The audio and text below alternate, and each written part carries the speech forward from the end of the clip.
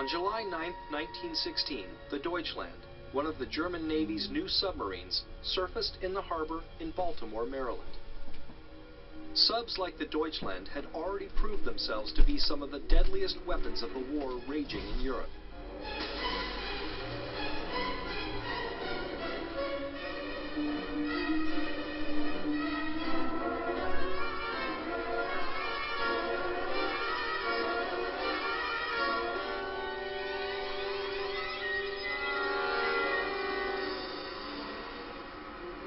Now, alarmed Baltimore residents wanted to know why Germany had sent one of these powerful and stealthy ships to America, a neutral nation. The captain of the Deutschland reassured them that his ship was built to carry freight, not to fight, and had come on a peaceful mission.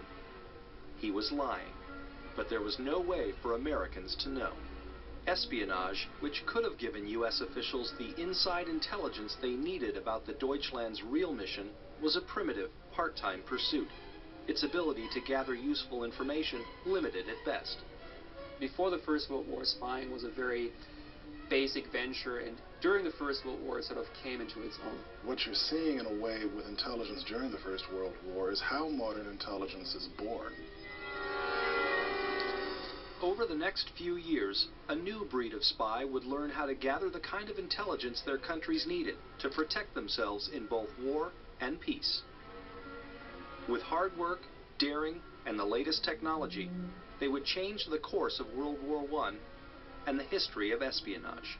They suddenly realized that they had in their hands an opportunity to read the enemy's messages, which means reading the enemy's mind.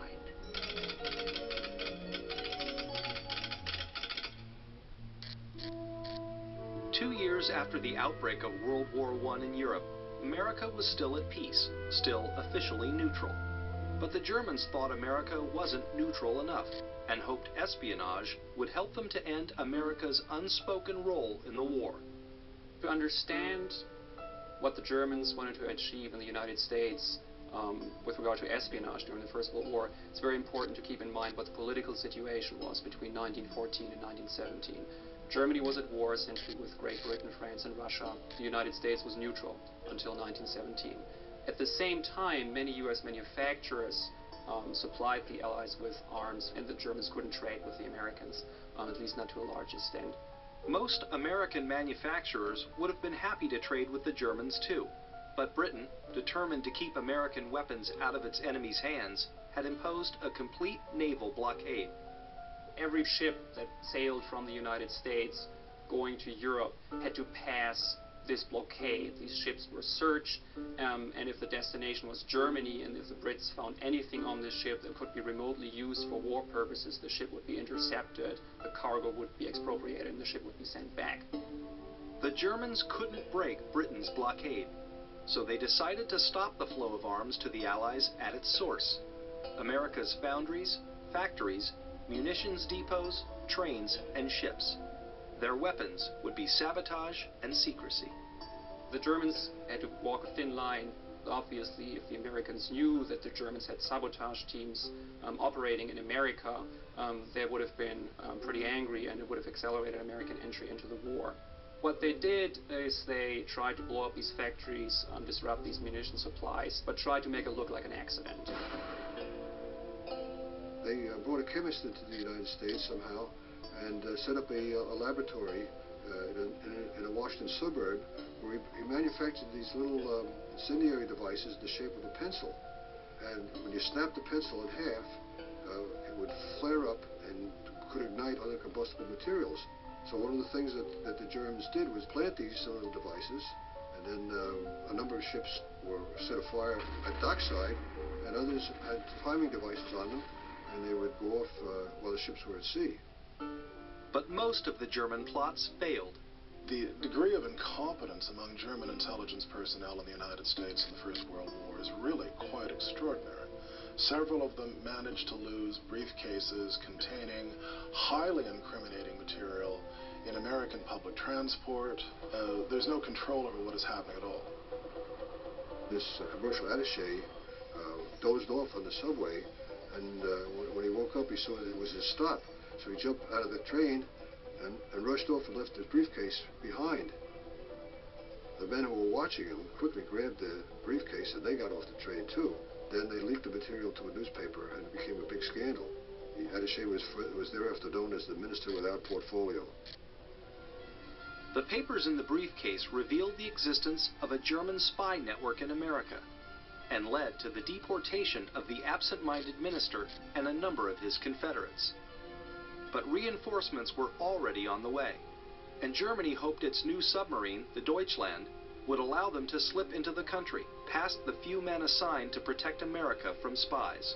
The United States was neutral and was really not prepared for, this sort of espionage and sabotage effort. There were hardly any federal agencies that could take care of that. When the Deutschland arrived in Baltimore Harbor on July 9, 1916, the spies and saboteurs it carried were able to simply walk away from the docks unchallenged and to disappear into America's teeming immigrant communities.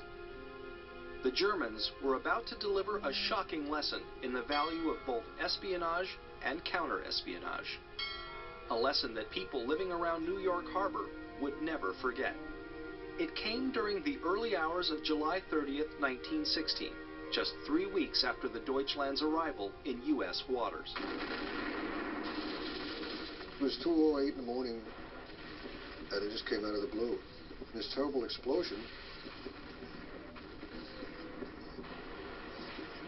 It wasn't just one explosion either. It was like the 4th of July fireworks with all these armaments going off one after the other. The whole sky was lit up, and people didn't know what was going on. Panicked New Yorkers thought downtown Manhattan was going up in flames. But the explosions were actually coming from farther away, just behind the Statue of Liberty in a corner of New Jersey known as Black Tom. Black Tom was essentially a peninsula in New York Harbor used as a storage facility. In the summer of 1916, there was huge amounts of ammunition stored at Black Tom, and the Germans knew this ammunition was destined for Russia, specifically for a Russian offensive against the German forces. So the Germans wanted to do everything to make sure that this ammunition would never reach Russia. Now the ammo destined for the Russian front, over 2 million pounds of it, was sending residents of New York and New Jersey running for cover instead. It was really remarkable. Manhattan was peppered with debris from this explosion. Windows shattered. The blast could be heard as far away as Philadelphia. The Brooklyn Bridge buckled. By dawn, every bit of the ammo at Black Tom had been destroyed. No one in the U.S. knew it yet, but the Germans had pulled off the most effective act of sabotage since the beginning of the war. If you look at film footage of Black Tom the morning after, it really looks like Apocalypse Now. Not even the Statue of Liberty had been spared. Shrapnel from Black Tom punched hundreds of holes in her copper skin. As news reports revealed the full extent of the damage, New Yorkers began to wonder how and why it had happened. Was it an accident? Or an act of sabotage linked to the war raging in Europe? And could it have been prevented? Finding the answers would take decades and help lead eventually to the establishment of the FBI. But in that summer of 1916, America wasn't the only nation being forced to develop more effective forms of intelligence and counterintelligence.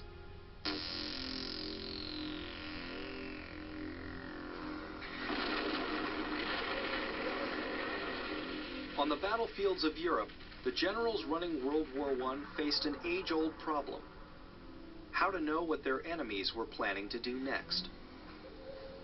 This kind of information couldn't be gained by monitoring the front lines. It required penetrating deep into rear areas, where troop movements could be observed and recorded before the enemy battalions made it to the front. The rear areas of the German front against the British in the First World War are all based in Belgium. German rear area movements occur on rail lines, and the only source the Allies have on these movements are Belgian civilians.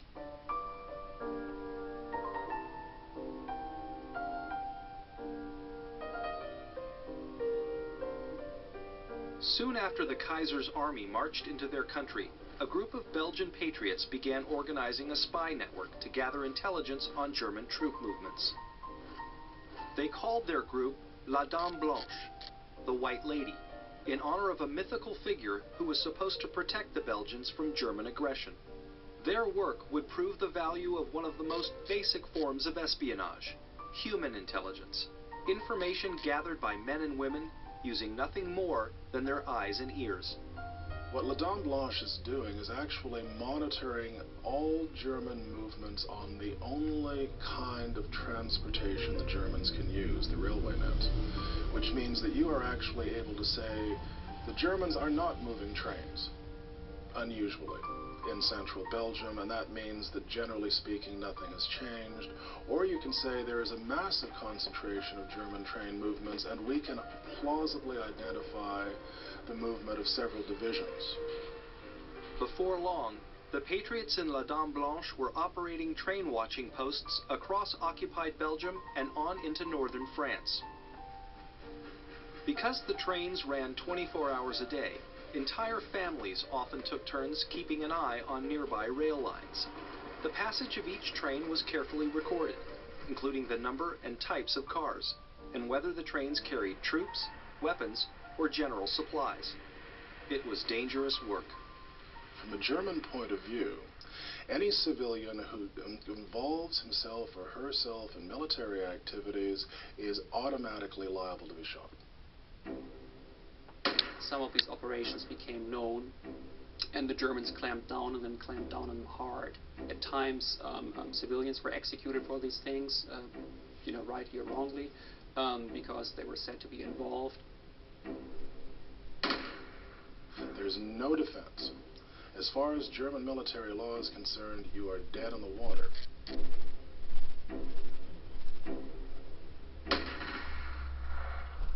But once their information was in Allied hands, the risks taken by the men and women in La Dame Blanche paid off. The British and the French and Americans are all highly impressed by La Dame Blanche. All military officers and intelligence personnel speak of it in the highest terms. By 1916, Allied generals knew they could rely on La Dame Blanche to keep them up to date on the deployment of the German troops on the other side of the line. Again and again, their reports allowed the Allies to meet Germany's offensives with their own counteroffensives. By the last 18 months of the war, La Dame Blanche was providing 75% of the intelligence from behind German lines. For the generals fighting World War I, it was convincing proof of the value of human intelligence.